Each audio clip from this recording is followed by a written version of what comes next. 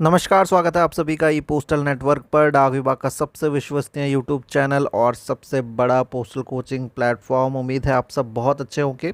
आज हम आपको बहुत इम्पॉर्टेंट एक वीडियो आपके सामने पेश करने जा रहे हैं और ये इसमें अगर आप ये इसको अगर अच्छे से आप देख लेते हैं और अगर आप इंस्पेक्टर एग्ज़ाम देने वाले हैं फ्यूचर में या रिसेंटली भी और आपके पास बहुत ज़्यादा टाइम ना हो, तो ये स्ट्रेटजी आप फॉलो कर सकते हैं। ये स्ट्रेटजी बहुत इंपॉर्टेंट रहने वाला है आप सभी के लिए। आज हम आपको बताएंगे कि आपको कहाँ फोकस करना है, कहाँ पे नहीं करना है, कहाँ पे सबसे ज़्यादा टाइम इन्वेस्ट करना है, कहाँ से कितने क्वेश्चन ज़्यादा पूछे जाएंगे।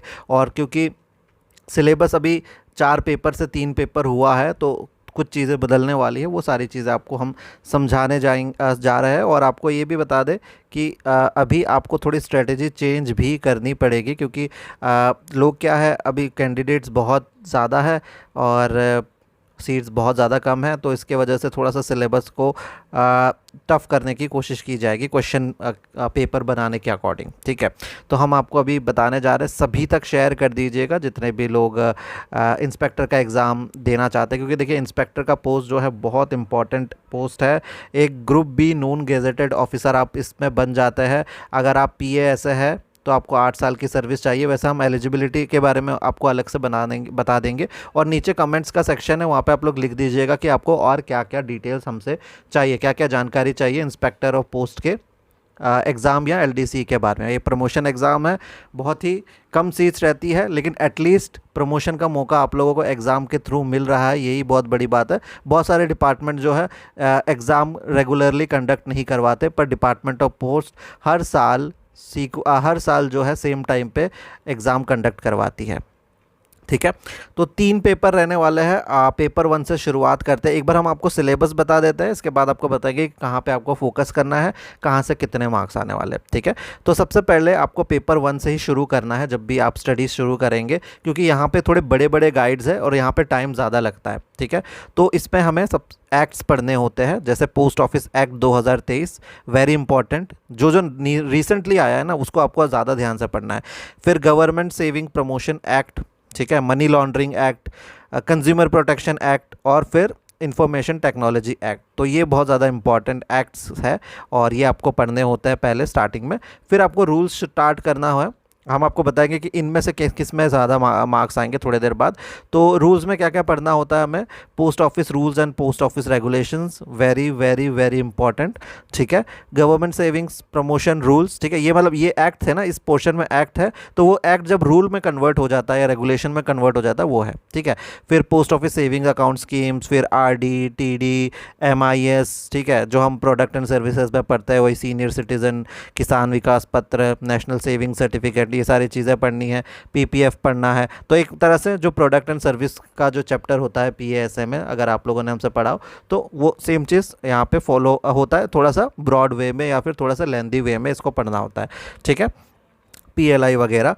एंड इसके बाद हमारा जो स्टार्ट होता है वो होते हैं guides, postal manuals and rules. ठीक है, तो मैनुअल एंड रूल्स में बीओ रूल्स पढ़ने होते हैं, वॉल्यूम 2 पढ़ना होता है, वॉल्यूम 3 पढ़ना होता है, वॉल्यूम 4 पढ़ना होता है, वॉल्यूम 8 पढ़ना होता है। ठीक है, फिर मेल ऑपरेशन से रिलेटेड गाइड्स आ जाते हैं, जिसमें मैनुअल 5 है, पोस्टल मैनुअल 5, वॉल्यूम 6 हो गया, वॉल्यूम 6 का पार्ट 2 हो गया, 6 का पार्ट 3 हो गया, वॉल्यूम 7 जो आरएमएस से रिलेटेड है वो हो गया, जन सुरक्षा स्कीम्स, ये तो इजी है। ठीक है, फिर आता है हमारा 6th पार्ट जो कि है पोस्ट ऑफिस गाइड का पार्ट 1, ठीक है, गाइड का पार्ट 2 और फॉरेन पोस्ट से रिलेटेड। फिर डीजीपिन जो अभी ऐड हुआ है तो अच्छे से पढ़ना पड़ेगा इसको।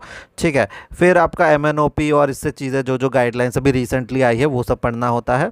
और फिर इसके बाद हमारा स्टार्ट हो जाता है सेविंग्स बैंक से जो है सेविंग के सर्टिफिकेट्स हो गए। ठीक है, फिर सेविंग्स बैंक मैनुअल वॉल्यूम 1, 2, 3 हो गया, पीओएसबी, ठीक है, एनुअल रिपोर्ट्स वगैरह पढ़ना होता है। फिर आ जाता है हमारा आईटी से रिलेटेड, जिसमें हमें आईटी 2.0 पढ़ना है, क्योंकि ये अभी आया रिसेंटली तो इसको ज़्यादा ध्यान से पढ़ना पड़ेगा। ठीक है, फिर core banking solution, PLI CIS, India post payment banks, ठीक है, प्रिवेंशन, ये तो इजी है, बस उसमें तारीख याद करनी होती है। फिर आता हमारा इंपॉर्टेंट पार्ट, जैसे कि CCS conduct rule, CCS CCA rule, CCS temporary service rules, फिर जीडीएस का कंडक्ट एंड एंगेजमेंट रूल। तो यहाँ पे हमारा पेपर 1 ख़त्म हो जाता है। पेपर 1 सबसे ब्रॉड है, तो इसमें थोड़ा ध्यान देना होता है। अगर आपको अभी तक नहीं पता कि पेपर्स कितने और कितने मार्क्स से कितने घंटे के होते हैं, तो आप लोगों को वो वीडियो हमारा ज़रूर देखना चाहिए जिसमें हमने प्रॉपर पैटर्न आप लोगों को समझाया है। उसका लिंक भी हम नीचे डाल देंगे। पेपर 1 के बाद आता है हमारा पेपर 2 जो नोटिंग एंड ड्राफ्टिंग होता है। तो ये इतना टफ नहीं होता, ये इजी होता है। अगर एक बार आपको कॉन्सेप्ट समझ में आ गया तो इसमें आपको बहुत ज़्यादा टाइम इन्वेस्ट नहीं करना होता। पेपर 3 में आ जाता है, इसमें हमारा कॉन्स्टिट्यूशन ऑफ इंडिया, भारतीय नागरिक सुरक्षा संहिता, ठीक है, जिसको पहले सिलेबस में दूसरा था तो अभी लेटेस्ट वाला हो गया है, ठीक है। CAT आ जाता है, रेवेन्यू रिकवरी एक्ट आ जाता है, प्रिवेंशन ऑफ करप्शन एक्ट आ जाता है, RTI एक्ट आ जाता है। फिर किस तरह से डिपार्टमेंट सामान खरीदती बेचती है, CCS GPF रूल आ जाता है, पेंशन रूल आ जाता है, कंप्यूटेशन एंड पेंशन रूल आ जाता है, sexual harassment of women at workplace आ जाता है, ठीक है। ये एक्ट है 2013 का, इससे रिलेटेड चीज़ें आती। फिर NPS आता है, चैप्टर 2 और चैप्टर GFR का, जनरल फाइनेंशियल रूल का चैप्टर 2 और चैप्टर 6, फंडामेंटल रूल्स का और सप्लीमेंट्री रूल्स जो है ये पूरा प्रॉपर पढ़ना होता है। फिर कैजुअल लेबर से रिलेटेड क्या क्या DOPT ने टाइम टू टाइम इंस्ट्रक्शन जारी किए हैं ये, और इसके बाद इंस्ट्रक्शन इशूड बाय डायरेक्टरेट और ऑन मेंटेनेंस ऑफ APAR, ठीक है। फिर सर्विस डिस्चार्ज बेनिफिट स्कीम और financial powers of divisional head और हेड ऑफ द सर्कल के क्या क्या पावर्स होते हैं, वेलफेयर मेजर्स क्या क्या होता है ये, और फिर इसके बाद FFB। फिर आ जाता है हमारा फाइनेंशियल हैंडबुक, ठीक है। फिर इंग्लिश से रिलेटेड कुछ क्वेश्चंस, GK से रिलेटेड, करंट अफेयर से रिलेटेड क्वेश्चंस और मैथ GK एथिक्स, ठीक है। तो ये हो गया हमारा प्रॉपर सिलेबस का, हमने एक आपको समरी दे दिया। अब हम आपको बताते हैं कि आपको पहले क्या ख़त्म करना है अगर आपके पास बहुत ज़्यादा टाइम नहीं है, क्योंकि हमें पता है आप लोग पूरे साल तो नहीं पढ़ते होंगे, लास्ट के कुछ महीने में ही पढ़ते होंगे, क्योंकि स्टूडेंट तो है नहीं, आप डिपार्टमेंट में काम कर रहे हैं और रिस्पॉन्सिबिलिटी भी बहुत ज़्यादा है। कुछ कोई शादीशुदा भी है, कोई फैमिली में पेरेंट्स बीमार हो जाता है, मतलब बहुत सारी चीज़ें होती है, तो टाइम आपके पास उतना होगा भी नहीं, ठीक है। तो एंड में आप स्टार्ट करेंगे तो आपको फोकस कहाँ करना है। देखिए, कंज्यूमर प्रोटेक्शन एक्ट जो है 2019 का, ये वाला पार्ट, ये एग्जामिनर का फेवरेट पार्ट है, ठीक है। यहाँ से आता है आपके 15 से 25 या 20 क्वेश्चन तक। ये लास्ट 4-5 साल का हम एवरेज बता रहे हैं, ठीक है, 5 साल का एवरेज बता रहे हैं। तो यहाँ ये आपको कंज्यूमर प्रोटेक्शन एक्ट पढ़ना बहुत ज़्यादा ज़रूरी है, ठीक है। अभी एक चीज़ नई जो ऐड हुई है वो आपको पढ़ना बहुत ज़रूरी है, वो हर एग्ज़ाम में पूछा जा रहा है अभी, चाहे वो PA से हो, सारे अलग अलग, जहाँ पे पोस्ट ऑफिस रेगुलेशन जिस एग्ज़ाम में अभी तक वो पार्ट भी नहीं है ना, मतलब सिलेबस में इंक्लूड भी नहीं, वो वहाँ भी पूछा जा रहा है। तो इंस्पेक्टर में तो ये इसका पार्ट है, पोस्ट ऑफिस रेगुलेशंस, ठीक है। तो ये आपको पढ़ना पड़ेगा। एक बार हम यहाँ पे देख लेते हैं, पोस्ट ऑफिस रेगुलेशंस आपका ये रहा, ठीक है, रूल्स वाले चैप्टर पे आएगा। पोस्ट ऑफिस के रूल्स इतना इंपॉर्टेंट नहीं, पोस्ट ऑफिस रेगुलेशंस 2024 ये बहुत इंपॉर्टेंट है। इसके हमने 3 लेक्चर्स दिए हैं, 1 घंटे का एक, दूसरा, और इसके बाद 30 मिनट्स का, यानी टोटल 2.5 घंटे का लेक्चर है। ये अगर आप कवर कर लेंगे ईजिली, यहाँ से कितने क्वेश्चन आएंगे, यहाँ से आसानी से 15 से 20 क्वेश्चन आ जाएंगे, ठीक है। तो वो 3 लेक्चर्स आप लोग देख लीजिएगा, बहुत ज़्यादा ज़रूरी है। इसके बाद आता है हमारा CCS वाला रूल, ठीक है। तो CCA वाला जो है 1965 वाला, इस यहाँ से अराउंड 15 क्वेश्चंस लगातार कुछ सालों से आ रहे हैं, ठीक है। फिर पोस्ट ऑफिस एक्ट से 5-10 क्वेश्चन आ रहा है, ठीक है। पोस्ट ऑफिस एक्ट यहाँ से पिछले लास्ट कुछ सालों में 5 से 10 क्वेश्चन आ रहे हैं, ठीक है। फिर आपको बता दें, ये जो मनी लॉन्ड्रिंग वाला एक्ट है ना, ये भी बहुत इंटरेस्टिंग है, इसलिए यहाँ से भी कम से कम 10 क्वेश्चंस पूछे जा रहे हैं, ठीक है। फिर आपको ऐसे बता देते हैं, वरना यहाँ पे घूमने फिरने में बहुत टाइम लगता है, स्क्रॉलिंग में। आपको ऐसे बता देता है, आप लोग थोड़ा सा याद रख लीजिएगा, यहाँ नोट बना लीजिएगा। वॉल्यूम 7 से ना, जो वॉल्यूम 7 है RMS से, RMS का है ये, यहाँ पे 5 से 10 क्वेश्चन आ रहे हैं, ठीक है। वॉल्यूम 4 से भी 6 से 8 क्वेश्चन आ रहा है, ठीक है। IT जो है हमारा चैप्टर, वहाँ से यहाँ पे कम से कम 6 से 8 क्वेश्चंस आ रहा है, रेगुलरली आ रहा है, ठीक है। वॉल्यूम 3 से आपका 5 से 7 क्वेश्चन आ रहा है, ठीक है। और बाकी हर जगह से 5-6 क्वेश्चन आ रहा है, ठीक है। तो ये हो गया हमारा पेपर 1 का।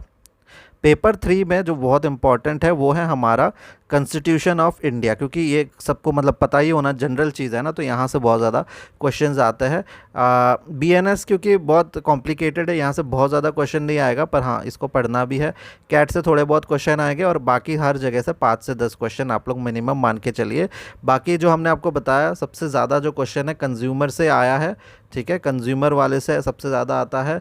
पोस्ट ऑफिस एक्ट से इस बार बहुत ज़्यादा आने वाला है और सीसीएस से बहुत ज़्यादा क्वेश्चन आता है। बहुत ज़्यादा का हमारा मतलब है 15 से 25 क्वेश्चन तक आता है, ठीक है। तो ये चीज़ आप लोग याद रखिएगा और सबसे पहले आपको इनको ख़त्म करना है। हम तो सीक्वेंस में पढ़ रहे हैं और लेकिन आप लोगों को जो अगर आप हमसे नहीं पढ़ रहे हैं तो आप लोगों को ये चीज़ें ख़त्म करनी है और बाकी चीज़ें आप लोगों की जल्दी जल्दी ख़त्म हो जाएगी। ये कुछ गाइड्स और वॉल्यूम्स है जिसमें एक लेक्चर एक दिन में लेक्चर ख़त्म नहीं होता, उसको 4-5 पार्ट बनाना पड़ता है, आधा आधा घंटा 1-1 घंटे का, ठीक है। तो ये है, बाकी ये स्ट्रैटेजी अगर आप फॉलो करेंगे कि बड़े गाइड और इम्पोर्टेंट गाइड को याद करके मतलब कि आपको अगर पता लगे कि ये चीज़ें पढ़नी है तो वो पहले ख़त्म करके अगर आप बाकी चीज़ें पढ़ेंगे, जैसे डीजीपिन हो गया, इसमें ज़्यादा टाइम नहीं लगेगा। फिर आपका कुछ कुछ गाइड्स है जो बहुत छोटे हैं, ठीक है, जिसमें 20-25 रूल्स ही है, तो उसमें आपको बहुत ज़्यादा टाइम नहीं लगेगा। किसी किसी में 300-400 रूल्स है जो कि आपके पोस्टल गाइड्स एंड वॉल्यूम्स ही है, तो उसमें ज़्यादा आपको टाइम उसमें जाएगा। तो वो चीज़ आप लोग पहले कंप्लीट कर लीजिएगा। टफ़ पहले कंप्लीट कीजिए, इजी बाद में कंप्लीट करना है, ठीक है। तो ये स्ट्रेटेजी हम रखने वाले हैं और हमारा भी अभी कोर्स जो है चल रहा है इंस्पेक्टर का। अगर आप ज्वाइन करना चाहते हैं तो नीचे हम ऐप का और वेबसाइट का लिंक हम दे देंगे, आप वहां पे जाके वेबसाइट या ऐप से कोर्स ले सकते हैं। ऑफर्स भी चल रहे हैं और नंबर भी स्क्रीन पे आपको दिख ही रहा है और वैसे भी व्हाट्सएप नंबर हमारा जो है वो आप लोग सेव कर लीजिएगा, कभी भी फ्यूचर में आपको एग्ज़ाम देना हो तो 8638587698। शॉर्ट एंड इजी रहता है। आपको एक बार दिखा देते हैं कि हम कैसे नोट बनाते हैं हम लोग। ये देखिए, ये सारे चीज़ें ना बहुत टफ़ है यूपीएससी लेवल के, पर हम जब आपको नोट्स बना के पढ़ाएंगे उससे तो आपको लगेगा ये तो बच्चों का ही खेल था, बस गाइड में टफ़ लग रहा था। आपको दिखाते हैं एक बार। तो हम लोग तो देखिए इस तरह के नोट्स बनाते हैं और बिल्कुल शॉर्ट और इजी वे में, और जितना हम चाहते हैं कि इम्पॉर्टेंट पार्ट रखें, अननेसेसरी पार्ट हटा देते हैं जो जो नहीं आने वाले। बाकी सारी चीज़ें हम इस तरह से बिल्कुल शॉर्ट में आपको आप देख सकते हैं। पोस्ट ऑफिस रेगुलेशंस वगैरह हो गया या ये हो गया, ठीक है। तो ये सारी चीज़ें हैं, हम लोग आप लोगों को इजी वे में बिल्कुल शॉर्ट में पढ़ा देंगे, तो आपको ज़्यादा टाइम भी इन्वेस्ट नहीं करना पड़ेगा। और इस तरह से आप लोगों, जैसे आरएलओ हमने पढ़ाया था तो आरएलओ के नोट्स बनाए थे, तो इस तरह के नोट्स आपके होने वाले हैं। आरएलओ क्या होता है, फंक्शंस क्या क्या होते हैं, स्टम्प्स एंड सील और इम्पोर्टेंट फॉर्म क्या क्या मिलते हैं, तो इस तरह की चीज़ें हम आपको बिल्कुल शॉर्ट में समझा देंगे। आपको बिल्कुल भी लगेगा नहीं कि यार ये तो इंस्पेक्टर लेवल का एग्ज़ाम है, ठीक है। तो अगर आप चाहते हैं तो नीचे कांटेक्ट कर सकते हैं और बाकी ये स्ट्रेटजीज अभी तक शेयर कर दीजिएगा। इजी वे में आप लोगों को स्ट्रैटेजी हमने समझाने की कोशिश की है। बड़े बड़े गाइड्स का नाम बता दिया है, पहले ख़त्म करना है, चाहे आपके पास बहुत कम टाइम भी हो, लास्ट के कुछ दिन छुट्टी कर लेके आप लोग आराम से इस एग्ज़ाम को क्रैक कर सकते हैं, ठीक है। धन्यवाद।